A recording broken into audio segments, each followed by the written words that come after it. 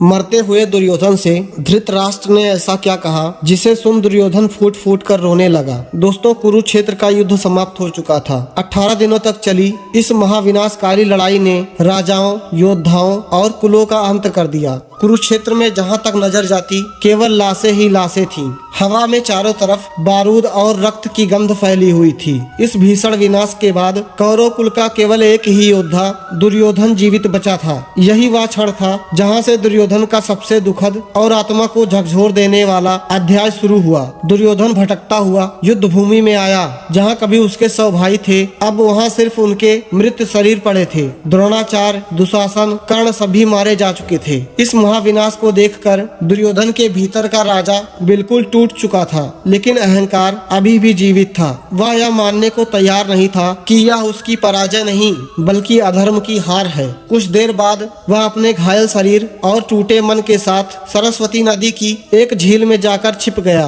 और उसने अपने योग बल से अपने शरीर को जल के भीतर स्थिर कर लिया। दुर्योधन ये करके झील में छिपना नहीं चाहता था। वो तो बस अपने भाग्य से भागने की अंतिम कोशिश कर रहा था। पांडवों ने जब देखा कि दुर्योधन कहीं नहीं है तो उन्होंने उसकी खोज शुरू की। बहुत खोजने के पश्चात भी जब पांडव दुर्योधन को नहीं ढूंढ पाए तो वे निराश होकर कृष्ण के पास आए। कृष्ण जानते थे कि यह युद्ध तब तक समाप्त नहीं होगा जब तक अधर्म का मूल नष्ट न हो जाए।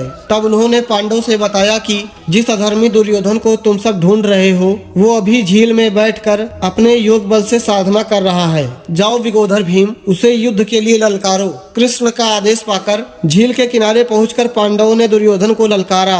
अरे कायर दुर्योधन, राजा बनकर लड़ने आया था, अब जल में छिपकर क्या कर रहा है? अरे दुष्ट, अगर भैया कर्ण ऊपर से तुझे देख रहे होंगे तो वो भी शर्म के मारे खुद को कोस रहे होंगे कि किस कायर से मैंने मित्रता की। भीम के ये शब्द दुर्योधन के अहंकार को अंदर से चीर गए। वो अत्यंत क्रोध में झील से बाहर आया और बोला, मैं थका हूँ पर अभी मरा नहीं। यदि युद्ध होगा तो गदा युद्ध होगा, क्योंकि मैंने गुरु बलराम से गदा युद्ध का प्रशिक्षण लिया है और मैं युद्ध के लिए भीम को चुनता हूँ, क्योंकि मैं नहीं चाहता कि मेरी विजय के पश्चात संसार मुझे यह कह सके कि मैंने उन पांडवों को परास्त करके युद्ध जीता जो गदाधारी नहीं थे।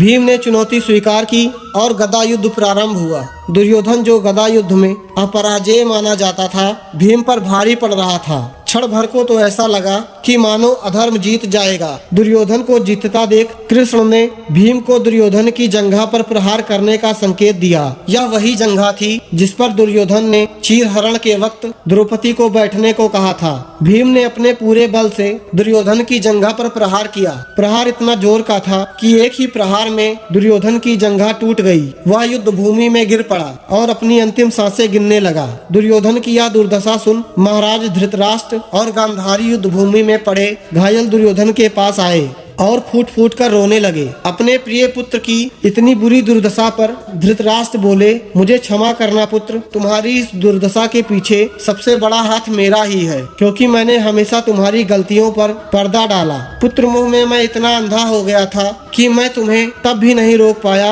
जब तुमने इस विनाश का बीज बोया और द्रौपदी, जो कि मेरी कुल वधू है, उसका चीर हरण कराया। यह बातें सुन दुर्योधन फूट फूट कर रोने लगा और बोला, मुझे क्षमा करना पिताश्री, मेरे कारण आपका पूरा परिवार और आपके सभा के सारे महारथी, यहाँ तक कि मुझ समेत आपके 100 पुत्र मारे गए। पर मैं क्या करता पिताश्री, मामा शकुनी ने हमेशा मुझे पांडवों के खिलाफ भड़काया और मेरे मन में उनके खिलाफ विष भरे। यह कहकर दुर्योधन ने अपने प्राण त्याग दिए। दोस्तों, आई होप आपको ये वीडियो पसंद आई होगी। ऐसी ही और इन्फॉर्मेटिव वीडियो के लिए वीडियो लाइक कर चैनल जरूर सब्सक्राइब करें। मिलते हैं, धन्यवाद।